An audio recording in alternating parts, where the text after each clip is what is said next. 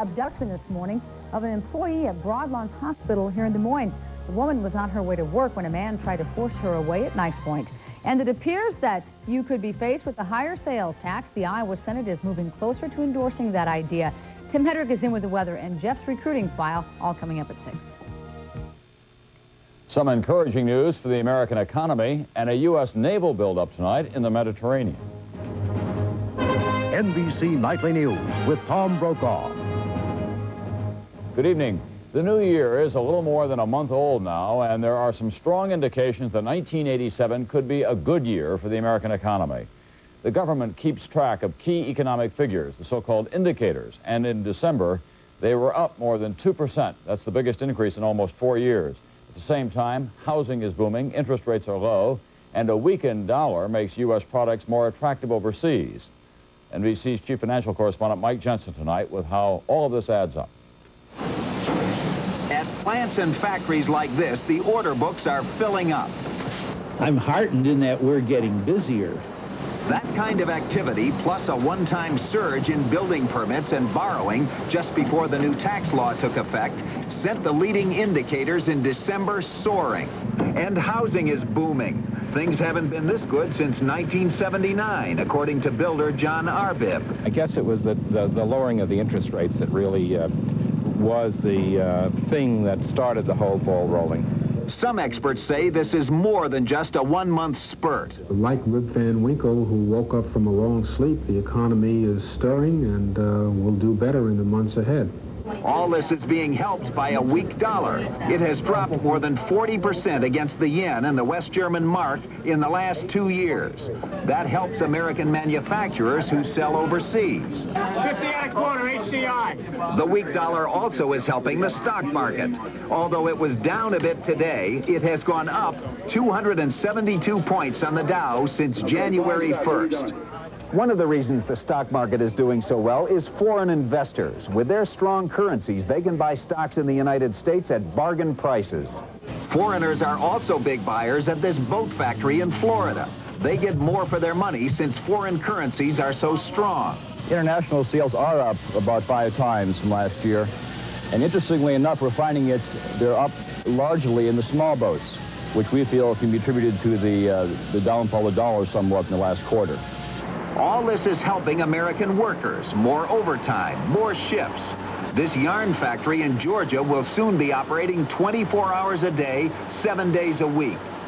I bought a new automobile, and I bought a new VCR, and several different things, and took a couple of trips. Some economists are still cautious. They warn that inflation may pick up with higher oil prices and high-priced imports. But more and more experts are predicting at least a modest economic pickup for 1987. Mike Jensen, NBC News, New York. From optimism about the American economy to tensions in the Middle East, there is a massive American naval buildup going on tonight in the eastern Mediterranean. At least 27 warships are involved.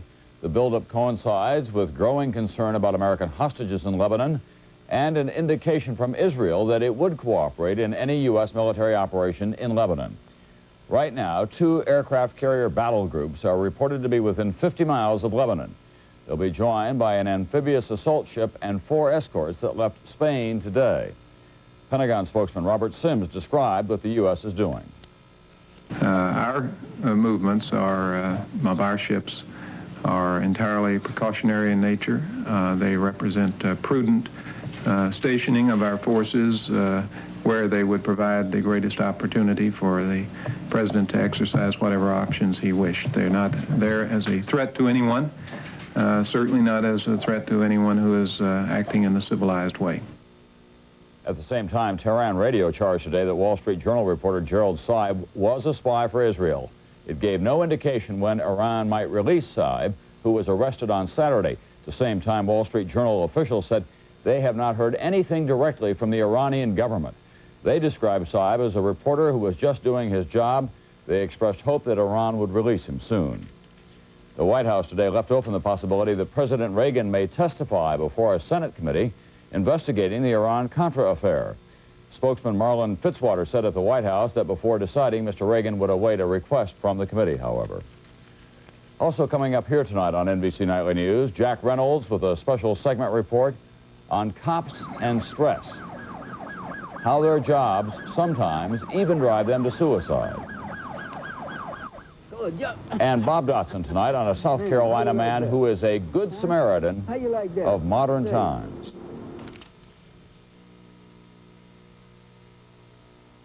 In the evening, Carnival's got the fun. Not much money, but oh, honey, Carnival's got the fun. It's such a good time. We're spreading the news. 'Cause there's just no time like a Carnival cruise. Sunny weather. All together, Carnival's got the fun. Take a 3, 4, or 7-day cruise on Carnival, the most popular cruise line in the world. Dad's bad, Mommy. Daddy's coughing like crazy.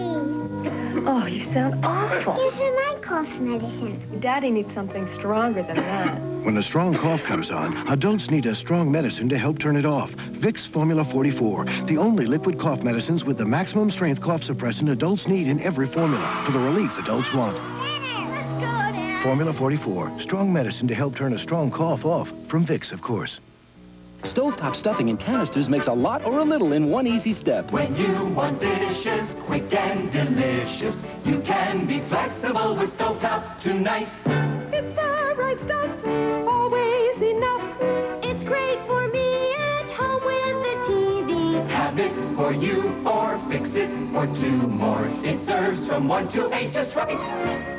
Be flexible with Stovetop tonight. In flexible serve canisters. The United States today conducted its first nuclear test of the year not far from Las Vegas. It was immediately denounced by the Kremlin as irresponsible and a throwback to the behavior of the Stone Age. Last month, the Soviets warned that they would resume their own nuclear testing with the first American test of this year. And at the White House today, the subject was the future of SDI, President Reagan's Strategic Defense Initiative, Star Wars for short. NBC's Chris Wallace reports tonight on the debate within the administration on rushing the deployment of SDI. The president was throwing snowballs today, but he was focusing on another weapon, whether to move toward early deployment of a Star Wars missile defense.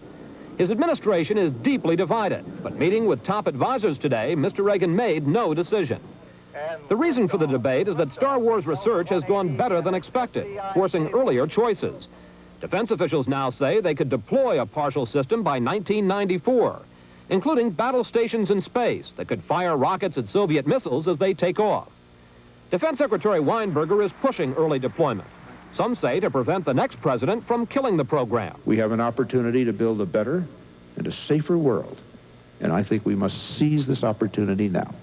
Sources say Chief of Staff Donald Regan and new National Security Advisor Frank Carlucci are angry that Weinberger has mounted such a public campaign. The conservatives say it will be much easier to get funding for Star Wars when it's no longer just a research project. As soon as we get a new weapon in the war on cancer, we don't wait until we get the perfect weapon. As soon as we prove it and its efficacy, we begin to develop and deploy. The problem is U.S.-Soviet arms talks have already deadlocked over Star Wars, and some officials say early deployment could kill chances for a deal. Secretary of State Schultz indicated after today's meeting he doesn't think the president has to decide soon. I don't know the answer to that question, but it isn't right now. Do you have any idea whether it could be this year? I shouldn't think so. In Geneva, Chief Soviet arms negotiator Yuri Vorontsov called Star Wars a provocation and repeated any deal to reduce offensive weapons is linked to banning all weapons in space. Hemmed in by the Iran controversy and Democrats controlling Congress, there's a growing sense here that the U.S.-Soviet relationship is the president's last big issue. It now appears Mr. Reagan may have to choose soon which way to go, an arms deal or Star Wars. Chris Wallace, NBC News, at the White House.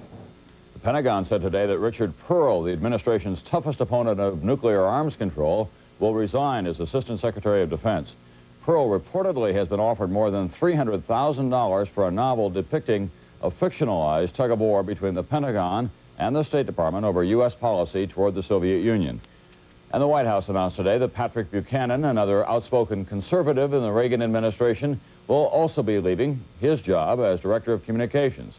Buchanan is said to feel that he can have more influence on Republican politics in 1988 as a private citizen than as a member of the White House staff. The Reagan administration was blasted today by South Africa's Foreign Minister, Botha, who called American foreign policy, quote, hopeless. As NBC's John Cochran reports tonight, Botha blamed the United States for violence in South Africa.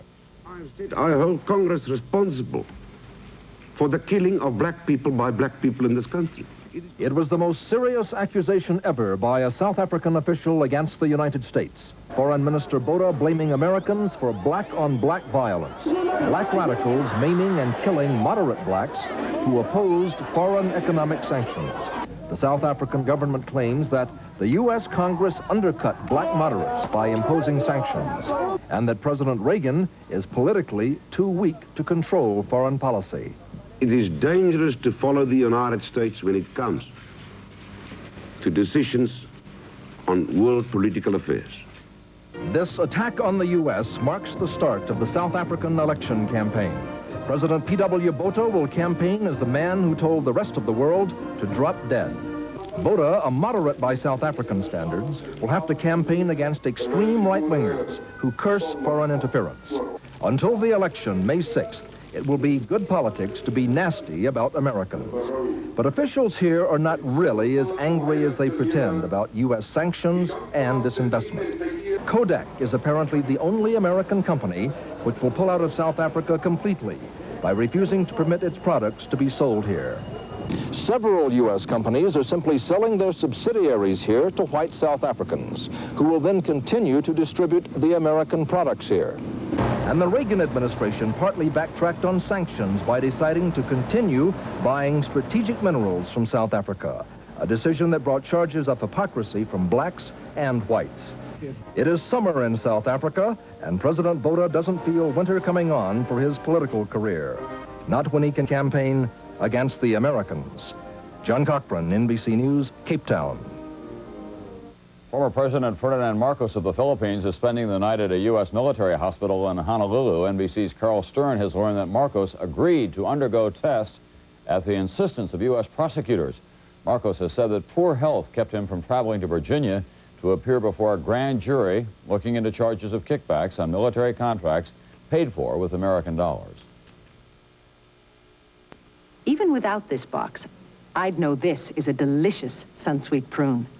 Am I psychic? Observant. This pitted prune is clearly rounder and plumper. That makes it a Sunsweet prune. It also makes it delicious.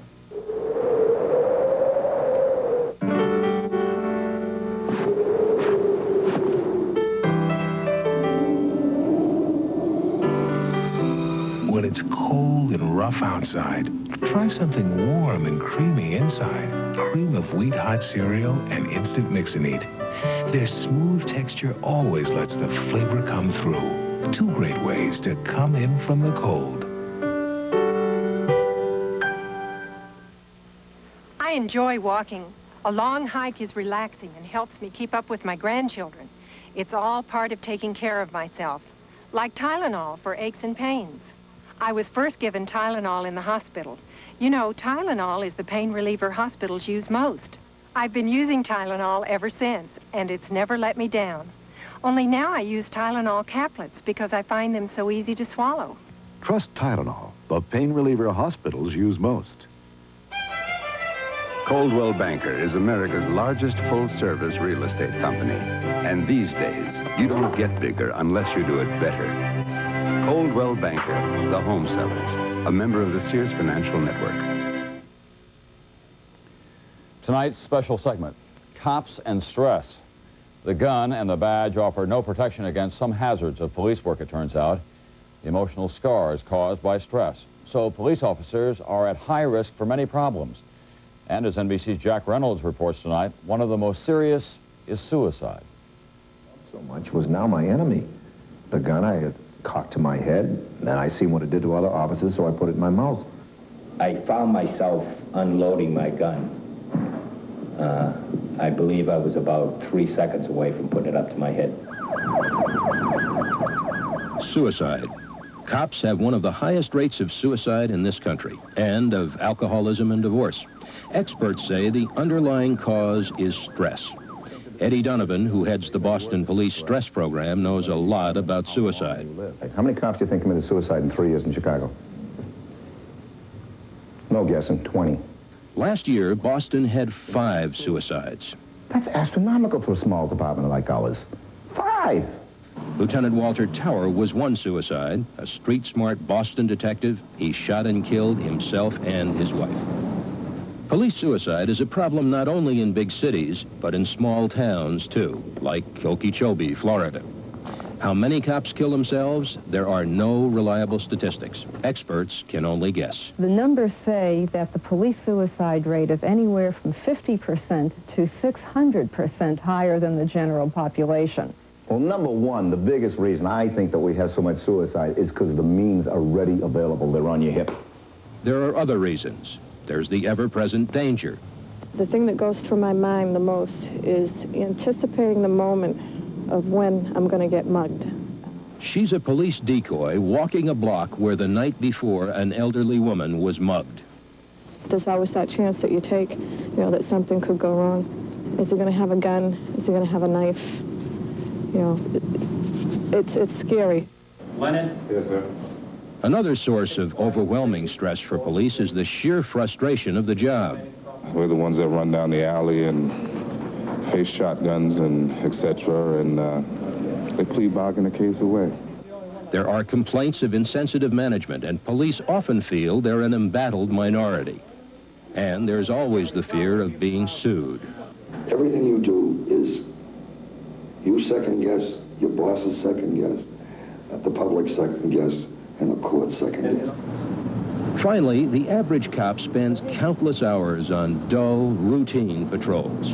The most stressful thing about policing is the boredom. Long stretches of boredom punctuated with terror. Boston, the country's oldest police department, was also one of the first to set up a stress program. 2 keys to its success: confidentiality and the fact no one is punished for asking for help. Stress program. That's normal. That feeling is absolutely normal. You're not going crazy. If you can just get it through your head that we can sit down, there is a solution. Donovan believes the secret to the success of the stress program is peer counseling, cops talking to cops. How can I tell a psychologist about the fact that 2 days ago I was standing there scraping up a 17-year-old girl's brains? Donovan's program is helping cops with stress problems put their lives back together. The thoughts of my children, I think, caught me at the last moment, made me realize where I was at, what the hell I was doing. And then I came here. I got a lot of love, I got a lot of support, and I was taken by the hand, literally. And they showed me that I could do it. The reaction we got from Boston cops, from rookies to veterans, suggests that Donovan's program works. But according to a recent study, only 75 of this nation's 16,000 police departments and law enforcement agencies have any kind of stress program. Until more of them face up to the problem of stress and suicide, the deaths will continue. Jack Reynolds, NBC News, Boston. Federal health officials say they may expand the use of the blood test for AIDS antibodies. The test now is mandatory only for blood donors, but the Centers for Disease Control have proposed giving it to all hospital patients and even to couples now applying for marriage licenses.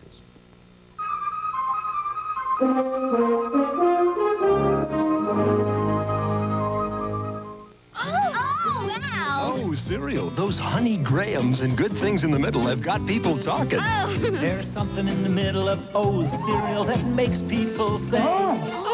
There's something in the middle of O's cereal that makes people say. Oh. O's are loaded full of Honey Graham and good things that show. I love it. There's something in the middle of O's cereal that makes people say. O's Honey Graham or Crunchy Nut from Quaker. Woo!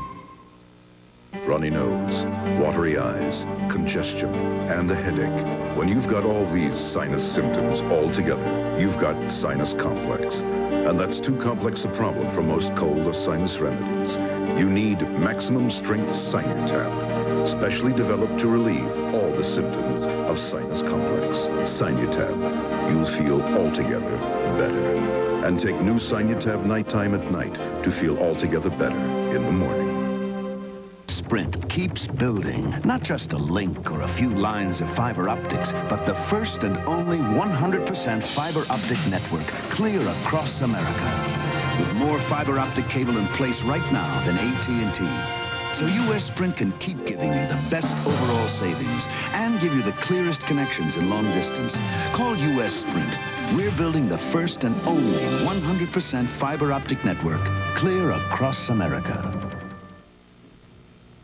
Yuri Trebanov, the son-in-law of the late Soviet President Leonid Brezhnev, has become the most recent target of Mikhail Gorbachev's anti-corruption campaign in the Soviet Union. Trebanov was arrested and charged with corruption and bribery. Just last week, Gorbachev angrily criticized the abuse of power during Brezhnev's reign. Gorbachev's drive to shake up the Soviet system is the subject of John Chancellor's commentary tonight. John? Tom? The arrest of the son-in-law of Leonid Brezhnev on charges of corruption should come as no surprise.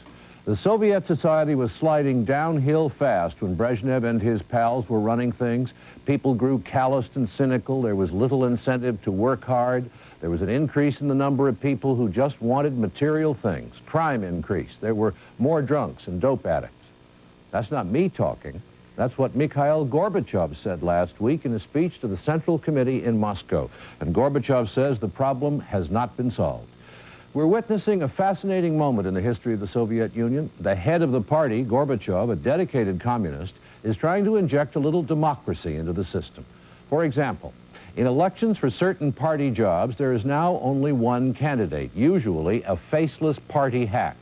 If Gorbachev's reform takes place, 2 faceless party hacks will be candidates, and the winner will be chosen by secret ballot. Well, that's not a big change, but it's about as far as Gorbachev can go. He has not been able to get approval for other reforms which really would make the system work better. One would be to limit the time party hacks can hold their jobs. The other would be to force them to retire when they get old. It is also no surprise that Russia's elderly party hacks are resisting these reforms. Gorbachev tried to get them enacted last year. He didn't even mention them this year. Gorbachev clearly wants the Communist Party to run the country, no doubt about that, but he wants it to be done efficiently. The paradox is that the opposition to efficient party rule is coming from the party itself, which is commentary for this evening, Tom. Thanks, John.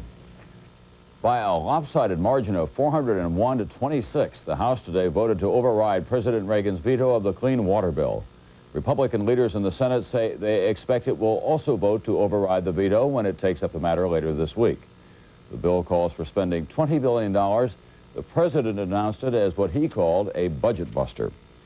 The 55-mile-an-hour speed limit has never been popular in this country, and today the U.S. Senate bowed to public pressure and passed a bill that will permit individual states to raise the limit to 65 miles an hour on most rural highways. That measure now goes to the House, which in the past has refused to lift the 55-mile-an-hour limit. Senator Lloyd Bentsen of Texas recently sent a letter to 200 lobbyists inviting them for breakfast once a month. The breakfasts come with a heavy tab, however. The lobbyists must contribute $10,000 to Bentsen's re-election campaign. Bentsen is the new chairman of the powerful Senate Finance Committee, and so far, at least, 40 lobbyists have signed up for breakfast.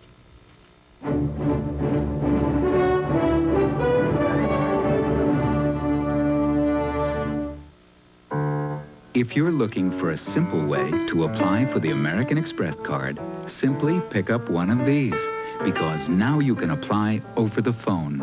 Just call 1-800-THE-CARD. Now, colorful stain and tough polyurethane protection in one. Poly Shades by Minwax for a beautiful finish in half the time. Minwax makes wood beautiful. We asked 1,000 doctors what would they take for the minor aches, pains, and stiffness of arthritis. Extra strength Tylenol or Bayer? Bayer. Doctors chose Bayer, 3-to-1 over extra strength Tylenol. Bayer, the wonder drug that works wonders. I'm Bryant Gumbel. Tomorrow morning on Today, we move to Melbourne and focus on Australia's Aborigines. I'm Jane Pauley. Also, Aussie Rules Football. Join us from Melbourne tomorrow on Today. Piedmont Airlines presents a phone number so valuable, you'll never forgive yourself if you don't write it down. The pen. This is the number that'll get you airfares so low, you'll find them hard to believe. It's gotta be a pen, right? Hang on, we'll look. And you'll also get Piedmont service that's been rated among the best in the industry. So call Piedmont today. I got it. What could be simpler? My wife says if men had to give birth, there wouldn't be any babies because men can't handle pain. But with Anacin, we can handle pain, all right? Anacin, doctor recommended for pain relief. 2 Anacin are all a guy needs. Doctor recommended Anacin, coated caplets, too. Like so much else in modern life, the business of being a good Samaritan these days is highly organized through the United Way, the Red Cross, the Salvation Army, or some local agency, all of which makes a delivery truck driver in Columbia, South Carolina, all the more impressive. As NBC's Bob Dotson tells us tonight, this is a man who's a good Samaritan simply for the goodness of it. John Fling delivers auto parts for a car dealer, but he also makes stops where the sun seems reluctant to shine. Come on, girl. He helped Lisa Benson celebrate her 12th birthday. What was you laughing at, huh?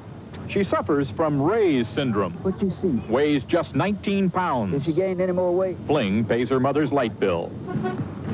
Each week, in the back alleys and dirt roads of Columbia, South Carolina, John Fling gives away most of his meager salary. Well, you think really about $5 would help you some? He represents no church, no social agency, no civic club. Okay, come on over. Yet does for others. You got a pretty one. Every day of the year. Yeah, that's a pretty one, man. John Fling takes a particular interest in the blind. Have you ever been under the hood of a car before? No. He bought a car for Emily McKenzie so her neighbors could take her to the store. Built a workshop for Bill Eubanks to fix lawnmowers. Can you feel it? Feel on the edge there. Each day he brings Jay Sin his noon meal. How you doing this morning? Well, getting along. Fling was born in a sharecropper's cabin, the 12th of 19 children. He has hated poverty ever since. Hey, business good, isn't it? Thank you. Friends donate money from time to time, but John Fling takes more than that on his solitary rounds. They're not starved for food. They get food. They're starved for love. That's what they're starved for. Jump. Great. There, you getting too heavy to pick up, girl. You know that? Spend 5 minutes with those he has helped, and you will hear some remarkable stories. John Fling once stripped off his socks during freezing weather to give to a street person. He left his raincoat to another during a downpour. A fascinating thing happens when John Fling helps those in need. Put your brush in. The needy begin to help one another. Okay, Emily, reach.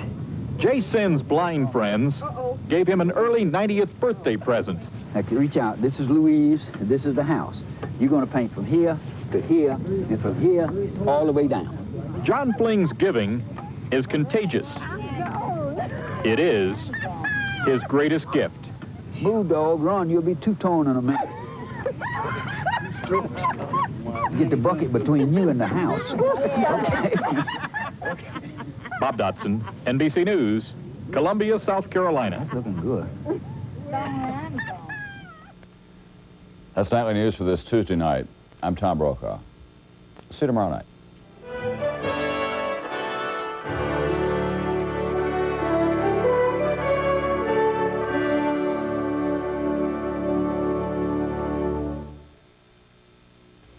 Tonight, a nurse loses her patience. She killed my brother. To save her life, who can be trusted? The creme de la creme. Matlock. Then on Hill Street. Did you know 3 people are dead? It was their own fault. I let him go. You're out of here. How do you like that? Hill Street. Then it's a romance. It's a mystery. Smile, lamb chop. The return of Remington Steele. Tonight. Coming up next from News Center 13. There is help tonight for victims of domestic abuse. We'll tell the story of Margie. And am I safe in this hospital parking lot? Who knows? I'm John Stone. I'll have a live eye report. Also tonight, could there be a tax increase in our future? We'll have that story. Tim's forecast and Jeff with sports all next from News Center 13. It's the winter sale at Menards, and we're closing out heaters at the hottest prices of the season. Save now on Radiant.